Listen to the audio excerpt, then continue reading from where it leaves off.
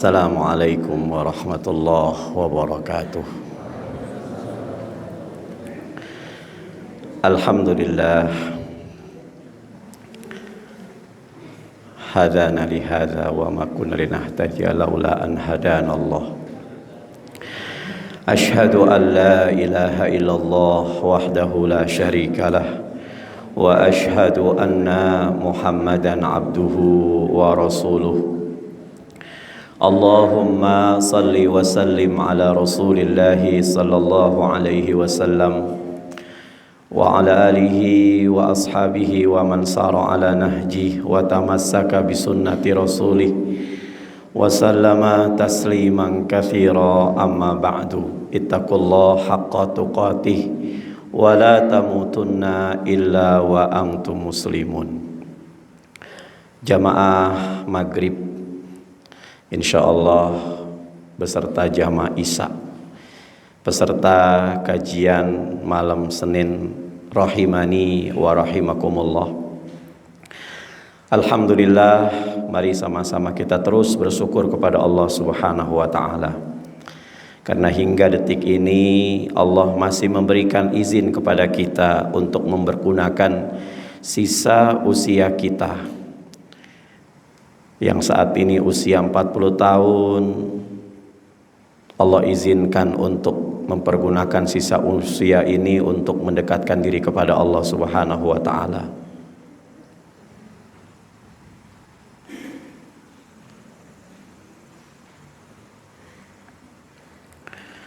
Mudah-mudahan bukan saja Allah mempertemukan kita di mafaza ini, tetapi mudah-mudahan Allah mempertemukan kita di surganya Allah Subhanahu wa ta'ala. Luruskan niat kita kesini betul-betul ngaji. Jangan melihat siapa pematerinya, jangan melihat siapa yang ngomong di depan Anda, tapi lihat bagaimana Quran dijelaskan, bagaimana hadis dijelaskan, dan bagaimana cara para sahabat menjelaskan Al-Quran dan Sunnah Rasulullah Sallallahu Alaihi Wasallam. Bapak Ibu jamaah Malsin, Maghrib dan Isya rahimani wa rahimakumullah. Di dalam sejarah Islam, para ulama-ulama ahli sejarah itu membagi sahabat Nabi dengan 3 kelompok. Jadi Rasul Sallallahu Alaihi Wasallam itu kalau memanggil orang yang diajak bicara, Rasul nggak ngelihat statusnya. Mau dia pembantunya dipanggil oleh Rasul sahabatku Anas bin Malik. Mau dia anak kecil, Rasul nggak pernah manggil sini dek sini, nggak. Tapi Rasul manggil sini sahabatku. Mau dia orang bangsawan pun nggak dipanggil bos, sama Rasul dipanggil sahabat. Maka para ulama ahli sejarah membagi sahabat Nabi dengan 3 bagian. Yang pertama sahabat Nabi yang usia belia 3 sampai 5 tahun. Ini sahabat Nabi. Ulama sejarah menyebutnya kelompok ini dengan gulam, anak-anak. Kemudian ada sahabat Nabi yang berusia remaja. Rasul menyebutnya, para ulama menyebut dengan kelompok fata, kelompok remaja. Sahabat Nabi juga.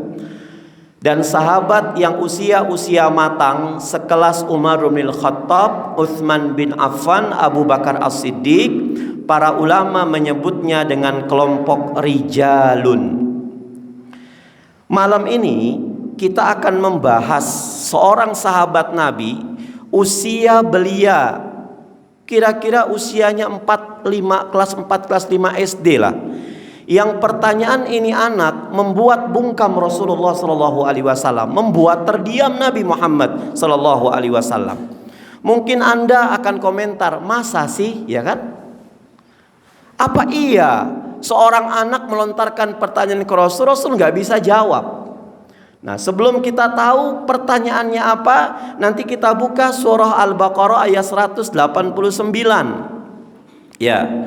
Kita bicara ini anak dulu. Ini anak siapa? Ini anak dari seorang paman Nabi yang bernama Abbas bin Abdul Muthalib. Abbas bin Abdul Muthalib aktivitasnya seorang pedagang. Kadang-kadang tengkulak ini Abbas. Kita pernah ngebahas bahwasanya Abbas bin Abdul Muthalib ini adalah jenderalnya riba saat itu, panglimanya riba saat itu. Meminjamkan kepada petani-petani uang dengan pengembalian yang sama, cuman hasil panennya harus dibeli oleh Abbas bin Abdul Muthalib. Ini orang kaya, luar biasa sibuknya. Tapi yang menjadikan menarik ini Abbas bin Abdul Muthalib, ini di sela-sela kesibukannya menjadi seorang pedagang, dia sibuk tapi dia ngerti di depan saya ada akhirat. Saya kepengen menjadi seorang pedagang husnul khotimah. Kalau pedagangnya ngaji, insya Allah nyerempet riba dia tinggalkan. Kalau pengusahanya ngaji, insya Allah dia akan lebih mengutamakan bagaimana mencari ridho Allah daripada mencari profit. Profit gak dibawa mati, tapi keriduan Allah yang akan dibawa mati. Abbas bin Abdul Muthalib ini usianya lebih tua Abbas 3 tahun daripada Rasulullah SAW.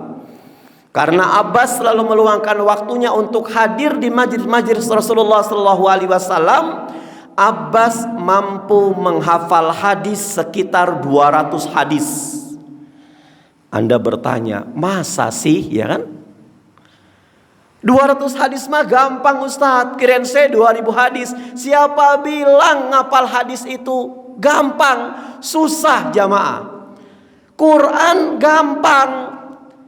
Kita gak pernah baca Quran, gak pernah ngaji Quran. Ketika kita ngedengar orang baca Al-Ikhlas, insya Allah gak pernah sholat pun hafal Al-Ikhlas. Ya, Qul huwallahu ahad, Allahus somad. Fathahnya betul, kasrohnya betul, domahnya betul, nukhtohnya betul. Karena memang Al-Quran itu dibuat mudah oleh Allah Subhanahu wa ta'ala untuk menghafalnya. Di dalam surah Al-Qamar di 4 titik Allah sudah menjamin. Ayat 17, ayat 22, ayat 32 dan ayat 42. Apa kata Allah? Walaqad yassarnal Qur'ana lidzikri fahal mim muddakir. Sungguh kata Allah, aku telah mengemas Al-Quran agar Al-Quran ini bisa mudah dihafal. Baca buku, baca Quran sambil menghafal lebih dahsyat hafalannya. Enggak megang Quran, ngedenger terus kita bisa menghafal. Tapi kalau hadis jamaah susahnya minta ampun. Belum matannya, belum sanadnya, belum perawinya. Kadang-kadang ini hadis lemah atau dhaif atau mudalas. Banyak kan berseliweran hadis-hadis yang palsu, hadis-hadis yang lemah di Idul Kurban ini. Dari TK sampai kita sekarang sudah bangkotan, kita pernah mendengar hadis ini. Barang siapa yang berkurban di hari raya Idul Fitri, maka dia akan menaiki tunggangannya ketika meniti titian Shiratal Mustaqim. Pernah dengar Pak? Ini hadisnya lemah. Kenapa berseleweran? Karena guru kita Mbah Google. Ketika Mbah Google ditanya, "Hei Google, bagaimana cara mensifati agar kita beli hewan kurban sesuai dengan syariah?" Disebutkan oleh Google. Nggak boleh pincang, nggak boleh picok, nggak boleh tanduknya retak. Dikeluarkan hadisnya. Ketika kita tanya, Google, ini hadisnya lemah, hadisnya sahih, apa hadisnya mudalas? Google menjawab, "Kulo boten ngertos." Pentingnya ngaji tatap muka tuh kayak begini. Ya, jadi kita paham bagaimana kita melalui Idul Kurban ini beramal dengan pondasi ilmu. Bagaimana kita melalui hari-hari tasyrik punya amalannya ilmu. Yang pertama, Quran itu dibuat mudah oleh Allah. Jadi ngapal kita gampang kita menghafal Quran. Bapak, Ibu, semua yang hadir di sini saya yakin sudah hafal Quran sebanyak 100 ayat. Al-Fatihah 7 ayat. Ditambah surat Al-Ikhlas 3 ayat. Ditambah surat Al-Falaq 5 ayat, berapa tuh? Ditambah surat An-Nas 6 ayat, belum Inna a'toinakal kausarnya, belum At-Takatsurnya. 100 ayat sudah. Padahal nggak pernah mondok pesantren, padahal nggak pernah madrasah, baca Quran saja mut-mutan, tapi bisa hafal. Beginilah Allah memberikan kemudahan bagi siapa yang mendengarkan, apalagi mempelajari Al-Quranul Karim. Kalau hadis nggak bisa. Kemudian yang kedua, keaslian Al-Quran itu dari mulai zaman Rasulullah sampai zamannya Om Jio itu tetap dijaga oleh Allah Subhanahu wa Ta'ala. Keasliannya, padahal zaman Rasulullah dan para sahabat, sekaliber Utsman bin Affan, itu Quran belum ada fathahnya, belum ada kasrohnya, belum ada domahnya, belum ada syiddahnya. Kapan Al-Quran sudah ada syiddah fathah kasrohnya? Di zaman Khalifah Khalil bin Ahmad Al-Fahridi. Itu zaman sahabat yang sudah melewati Utsman bin Affan. Kadang-kadang kita asing mendengar kalimat ini. Itu Quran. 70 para penghafal Quran di perang Uhud terbunuh.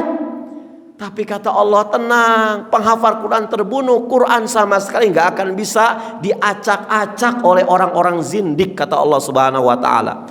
Ini janji Allah di surat Al-Hijr ayat 9. Allah bilang, inna nahnu nazzalna dzikra wa inna lahu lahafidun. Janji Allah. Kata Allah, kami yang telah menurunkan Al-Quran, dan kami akan berada di garis terdepan memelihara Al-Quran sampai kemurniannya. Makanya Quran nggak ada Quran dhaif, Quran maudhu tuh nggak ada. Quran semuanya di atas mutawatir. Nggak percaya Quran, kafir kita. Ayat Quran bertolak belakang dengan akal kita yang harus periksa ke dokter, bukan Qurannya. Iman dulu, baru kita akal. Iman kepada Allah. Kenapa sih saya harus tidak boleh motong kuku, sohibul kurban? Iman dulu. Jangan nyari kajian ilmiahnya. Nanti kita termasuk gerombolan Abu Jahal dan abu-abu yang lainnya. Kenapa sih Ustadz saya harus sujud, nyium Hajar Aswad, saya harus pergi ke Mekah Madinah? Kata Allah, pelajari dulu, jalankan. Hikmah akan datang kepada Anda kalau Anda sami'na wa ata'na. Tapi kalau Anda sami'na wa pikir-pikirna, sampai kapanpun otak kita ini gak akan pernah nyatu ketika berpikir tentang kekuasaan Allah Subhanahu wa Ta'ala. Al-Aqidah Al-Wasatiyah mengatakan, tafakkaru fil khalqi wala tafakkaru fil khaliq fa innakum la tuqaddiruna qadrahu. Jangan kau pikirkan zat Allah, jangan kau pikirkan kekuasaan Allah, tapi pikirkan apa-apa yang Allah ciptakan untuk Anda semuanya. Semakin Anda berpikir, maka semakin Anda akan mengatakan, subhanaka la ilma lana illa ma 'allamtana. Itu puncak daripada orang yang jenius, puncak daripada orang yang pintar. Kita kembali ke Abbas bin Abdul Muthalib. Beliau adalah paman Nabi, tetangga Nabi, hidup di zaman Nabi, sibuknya luar biasa dagang, tapi mampu menghafal hadis sampai 200 hadis. Padahal dijamin surga oleh Allah Subhanahu wa Ta'ala lewat lisan Rasulullah sallallahu alaihi wasallam. Kita, saya, bapak, ibu, nggak pernah sholat di belakang Nabi, nggak ada jaminan kita masuk surga. Kemudian bukan tetangga Nabi, bukan saudara Nabi. Jangankan menghafal hadis, baca Quran kadang-kadang angot-angotan. Akhirnya ketika kita punya permasalahan di depan, Quran kita munculkan, iman kita tumpul. Kata Quran ini nih, cari pemimpin yang soleh, 5 waktunya tekun, taat kepada Allah, taat kepada Rasul, gak mengukur dengan akal. Karena otak kita tumpul, iman gak ngejawab, Al-Quran gak dipakai. Tetap dari tahun 1 sampai tahun 2023, ketika ada pemilihan presiden, pasti ribut ujung-ujungnya. Tumpul kita punya iman. Nah, Abbas bin Abdul Muthalib, paman Nabi, hafal 200 hadis. Ketika dia sibuk, anaknya Abdullah bin Abbas ini yang nanya kepada Rasul sallallahu alaihi wasallam. Rasul nggak paham.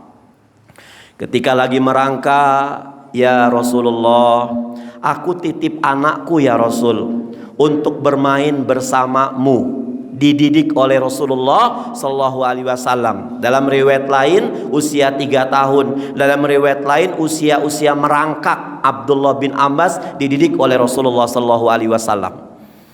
Ketika 13 tahun usia Abdullah bin Abbas, Rasul wafat, bapaknya hafal 200 hadis, Abdullah bin Abbas hafal 2000 hadis.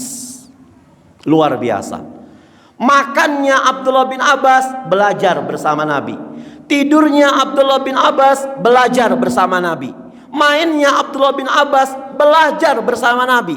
Karakter-karakter Rasulullah penuh dengan santun, akhlakul karimah, soleh ditransfer kepada Abdullah bin Abbas. Makanya kalau kita di Wonosobo ini ada beberapa jamaah masjid yang kalau sholat qiyamul lail atau tarawih suka ada muqaddimahnya. Orang Wonosobo nyebutnya sholat istiftah. Abdullah bin Abbas itu melihat dengan mata langsung Rasulullah Shallallahu Alaihi Wasallam sholat tarawih atau qiyamul lail itu 13 rakaat. 11 rakaatnya itu sholat qiyamul lail dengan witirnya, 2 rakaatnya beliau nyebut sholat khafifatain, bukan sholat istiftah. Kalau istiftah nggak tahu saya keterangannya di mana. Tapi kalau sholatul khafifatain ini hadis yang diriwayatkan oleh Abdullah bin Abbas. Karakternya luar biasa. Ini pembelajaran buat saya. Kalau kita mau nyekolahkan anak-anak kita, jangan milih yang prosotannya banyak, yang ada jumpalitan-jumpalitannya. Jangan. Tapi kita pilih si guru itu bukan hanya mentransfer ilmu, tapi juga mentransfer karakter. Lihat kepala sekolahnya, minumnya sambil duduk apa sambil jingkrak-jingkrakan. Bagaimana guru-gurunya ketika azan berkumandang pelajaran masih lanjut apa berhenti sejenak. Jadwal sholat yang ngikutin kurikulum apa kurikulum ngikutin jadwal sholat. Kalau kurikulum ngikutin jadwal sholat, kepalanya bilang, guru-guru memang sih istirahat kedua kita jam 12 tepat kita bunyikan bel kedua, anak-anak istirahat untuk sholat zuhur. Tapi berhubung hari ini sholat zuhur itu jam setengah 12 lewat 10 menit atau jam 12 kurang 1/4, maka bunyikan bel tepat jam 11.45. Belum waktunya Pak Kepala. Enggak, dia harus istirahat. Khawatir lagi belajar azan berkumandang nanti. Sholat semuanya. Ini namanya kurikulum ngikut jadwal waktu sholat. Kita kepengen punya anak soleh, baca Qur'annya luar biasa, gerakan sholatnya subhanallah. Tapi kita masukkan anak-anak kita di lembaga-lembaga pendidikan yang ngajinya cuman seupil. Ya, baca Qur'annya sampai lewat doang. Hanya pagi-pagi udah gitu nggak baca Qur'an lagi. Akhirnya gerakan TikTok mereka jauh lebih lihai daripada gerakan sholat mereka. Nyari prestis apa nyari prestasi? Prestasi Ustadz, oke, prestasi di hadapan Allah apa di hadapan makhluk? Nah, prestasi di hadapan Allah tidak mengumbar aurat, tidak mengumbar suara-suara yang bikin biologis bangkit. Prestasi di hadapan Allah, inna akramakum indallahi atqakum, takwa kita kepada Allah subhanahu wa ta'ala. Nah, Abdullah bin Abbas jamaah masih kecil, dia memiliki nalar yang sangat dewasa. Nalarnya orang-orang soleh. Suatu hari dia kalau setiap malam keluar rumahnya ngeliat di atas langit, itu bulan kok indah sekali. Tapi ngomong-ngomong, kemarin itu bulan itu Kak sedikit, sekarang kok lebar. Lama-lama lebar, lama-lama luas, setengah lingkaran, lama-lama satu lingkaran. Besok aku lihat lagi ke langit, ternyata bulan sudah habis. Ditanya ke Rasulullah SAW. Jadi kalau bulan itu berubahnya sekali, itu bahasa Arabnya namanya hilal. Hilal itu fase perubahan bulan. Tapi kalau berubahnya bulan berulang-ulang, berarti fase-fase perubahan bulan itu jamak dari hilal menjadi ahillah. Di surat Al-Baqarah 189 tertulis ahillah. Nanya nih Abdullah bin Abbas, abah ke Rasulullah. Abah itu panggilan orang Arab kepada ayahnya. Jadi abah itu memang bahasa Quran. Ya abati if'al, ya abah if'al ma tu'mar, satajiduni insyaallahu minas sabirin. Nabi Ismail bilang, wahai abah, kerjakan apa yang diperintahkan oleh Allah Subhanahu wa taala. Insyaallah kita termasuk orang-orang yang sabar. Kalau anak manggil kita dengan panggilan abun, itu orang Arab artinya kita kepengen dipanggil oleh anak kita dengan panggilan hormat, abun.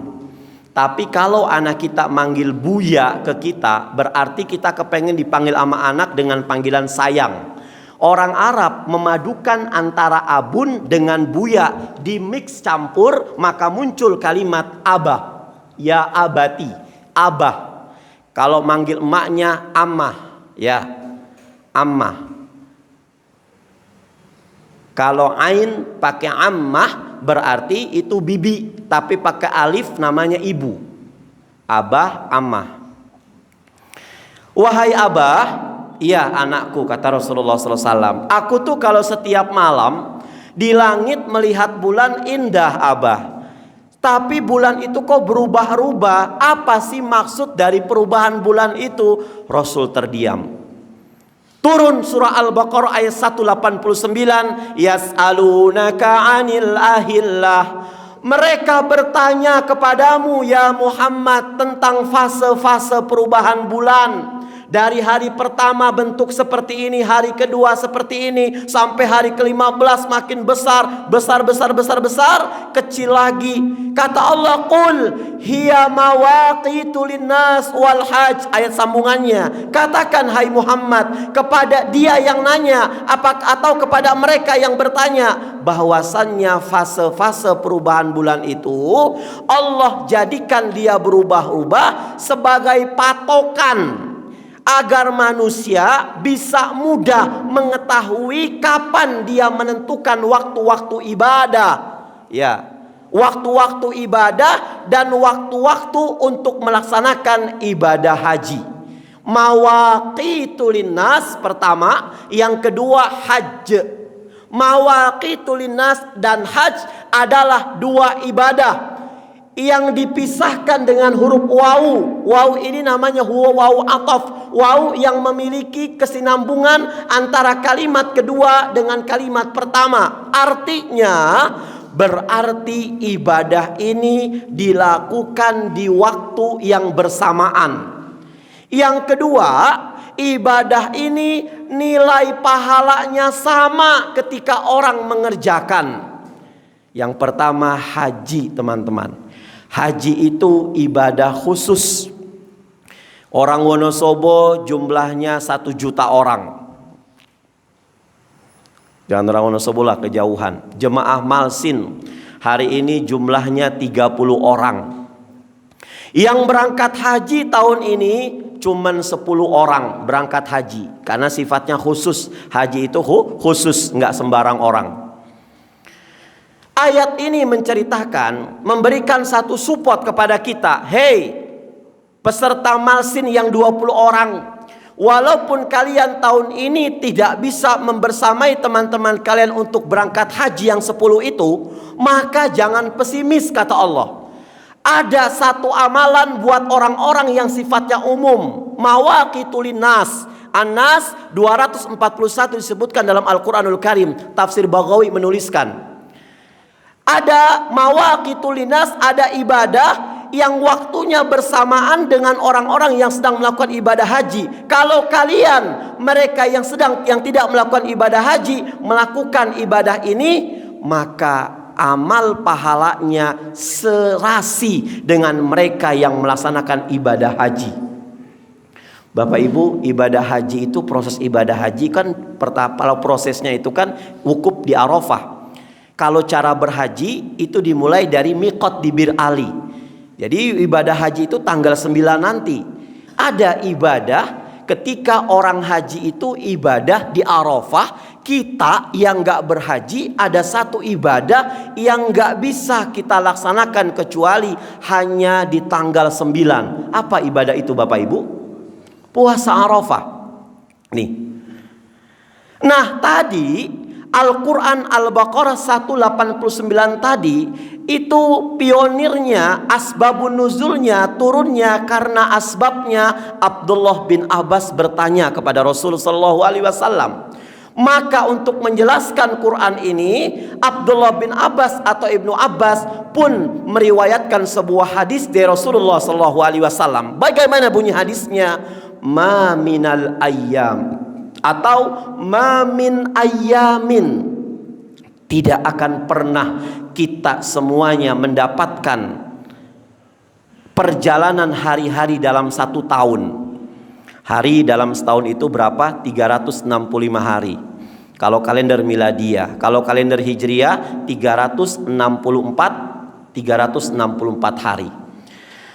Tidak akan pernah kalian temukan hari-hari yang kalau di hari itu Anda semuanya beramal solih, ahabbu ilallah, maka amal soleh yang Anda kerjakan itu dicintai oleh Allah Subhanahu wa ta'ala. Maka pertanyaannya sekarang, sebelum menjawab amal soleh ini amal soleh apa saja, pertanyaannya, apa sih manfaat kita tuh dicintai Allah? Kita buka surat Al-Imran ayat 32. Qul in kuntum tuhibbunallah fattabi'uni yuhibbukumullah fayaghfir lakum dzunubakum wallahu ghafurur rahim. Maka orang yang kepengen dicintai Allah, dia harus ikut Rasul dulu, ittiba kepada Rasul. Bukan ittiba kepada pemerintah, bukan ittiba kepada organisasi, bukan ittiba kepada Kiai Anu, bukan ittiba kepada Ustadz Anu. Ittiba kemana? Qala Allah, qala Rasul, wa qala sahabah. Ilmu lagi jatuhnya jamaah. Kalau kita sudah dicintai oleh Allah Subhanahu wa ta'ala, maka ikuti bagaimana cara Rasul menjalankan aktivitas ketika di dunia ini. Contohlah paling gampang. Tadi kita sholat maghrib, kita disuruh Rasul ngerapat dan lurus. Rapatnya kita karena nafsu, karena ngelihat orang, apa karena sunnah Rasulullah SAW? Kata Rasul, lurus itu, yang bikin lurus kita itu apa? Kaki depan dengan kaki belakang itu disamakan dengan teman samping kiri kita. Jangan sampai kita seperti ini, tapi kita lurus. Kalau seperti ini kita nggak akan nempel menyatu dengan teman-teman. Maka yang ada wala tadharu min farajati syaitan, kata Rasulullah. Jangan sampai Anda sholat berjamaah, Anda tidak lurus kakinya, ya tumitnya tidak diluruskan, maka Anda akan membentuk satu celah. Dan celah ini akan masuk setan mengganggu kita jamaah.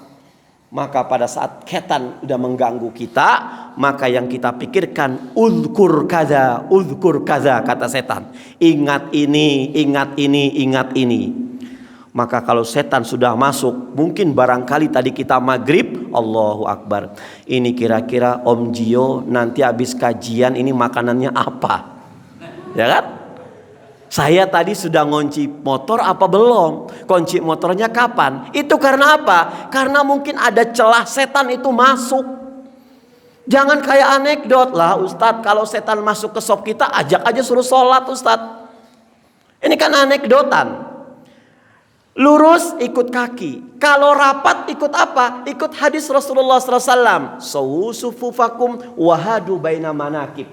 Yang merapatkan apa? Ini pundak-pundak kita. Itu ittiba kepada Rasulullah SAW. Nah sekarang amal apa? Amal soleh apa yang memang dikerjakan pada saat orang itu wukuf di padang Arafah, ada pertanyaan, yaitu puasa Arafah. Kapan puasa Arafah itu? Jamaah kita punya, mungkin di antara jamaah atau saya sendiri, kita akan puasa Arafah nanti tanggal 27. Karena mungkin kita 28 sudah Idul Adha, bukan kita, saya aja mungkin kan. Ya.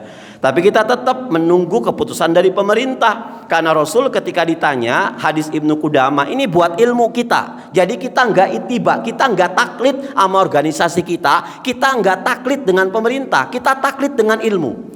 Ketika Rasul ditanya, su'ila an siyami yaumi Arafah. Lihat kalimatnya, su'ila, ditanya Rasulullah an siyami, tentang puasa, yaumi itu hari Arafah. Kalimatnya bukan su'ila an siyami Arafah, tapi kalimatnya su'ila an siyami yaumi Arafah.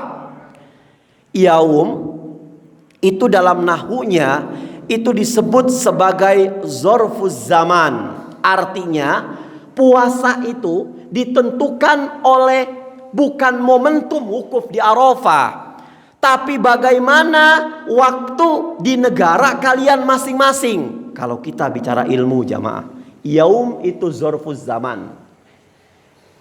Kalau negaranya, ada ulama-ulama bin Bas juga bilang, Syekh Utsaimin mengatakan, kalau negara Anda itu selisih jamnya itu tidak jauh dari negara Mekah dan Madinah, monggo diikutkan bagaimana mereka sedang wukuf di padang Arafah, Anda puasa. Tapi seperti Indonesia, kira-kira berapa jam jamaah kita Arab dengan Indonesia? Sepintas 4 jam.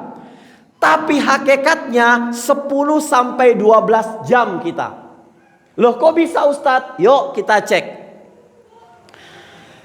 Perpindahan dari hari Ahad ke hari Senin, ini di Indonesia waktunya kapan? Ba'da asar apa nanti jam 12 dini hari?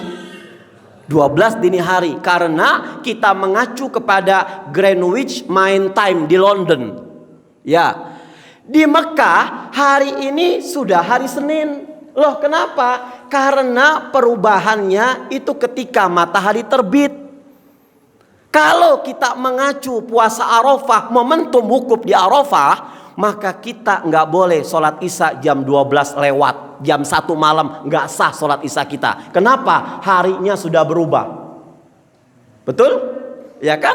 Tapi karena di Indonesia ini sholat isya jam 1 malam, jam 2 malam, jam 3 malam, kita ya Allah pulang kerja capek, ketiduran, kita belum sholat isya, kita bangun jam 3, Allahu Akbar, sah sholat isya kita.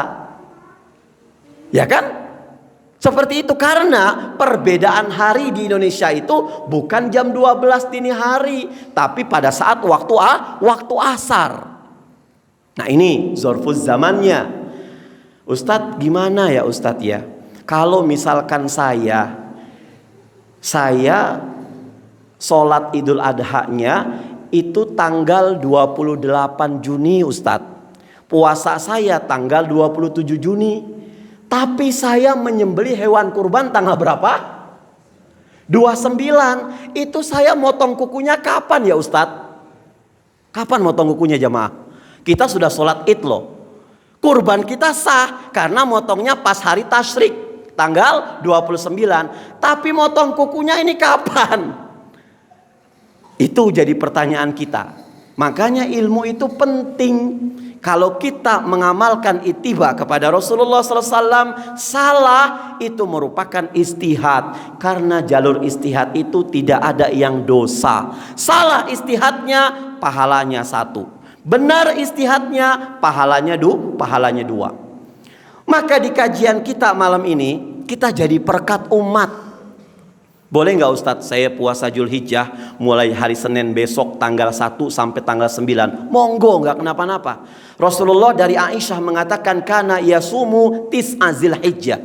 Rasul itu puasa 9 hari lamanya di bulan Zulhijjah. Cuman kalau Anda bertanya kepada Islam, kepada hadis, apa manfaat keterangan fadilah puasa tanggal 1 Zulhijjah, 2, 3, 4, 5, 6, 7, 8? Nggak ada keterangannya. Tapi itu amalan-amalan termasuk amalan soleh itu puasa.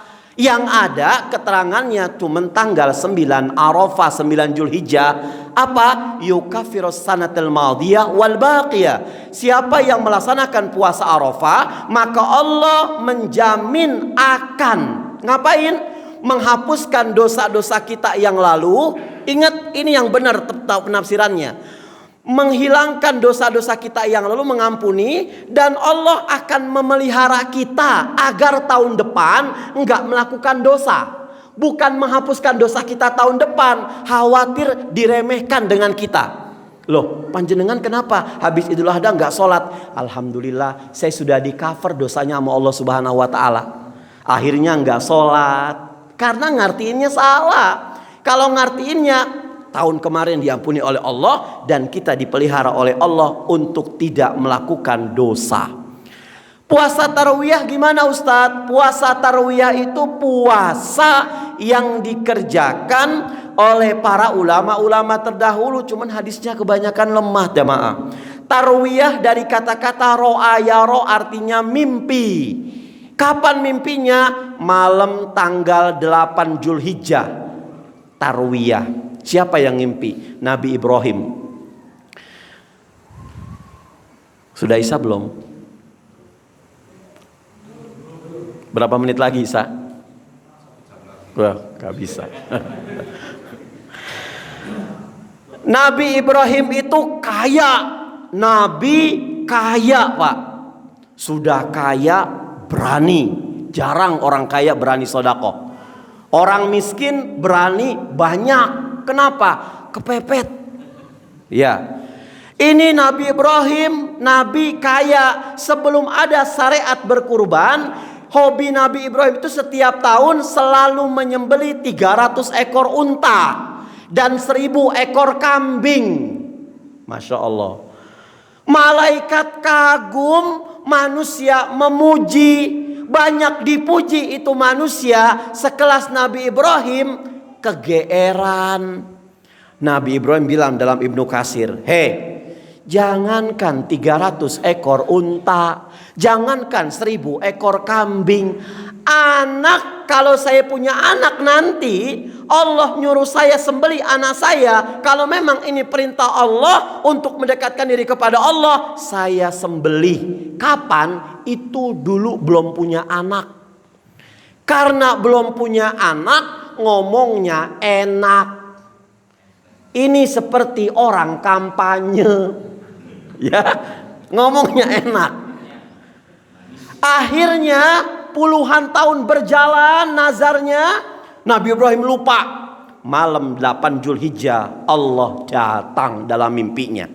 Ya Ibrahim, ukfu binudrika. Bayar janjimu, bayar nazarmu. Nazar apa? Iya, katanya kamu janji jangankan 300 ekor unta, 1000 ekor kambing. Kalau saya punya anak, saya sembelih anak saya. Sembelih anak kamu sekarang. Mumpung Ismail lagi lucu-lucunya. Besoknya di teras dia sambil rokok sama ngopi mungkin ya. Tadi malam saya ngimpi dari Allah apa dari setan? Kalau dari setan, alhamdulillah selamat saya.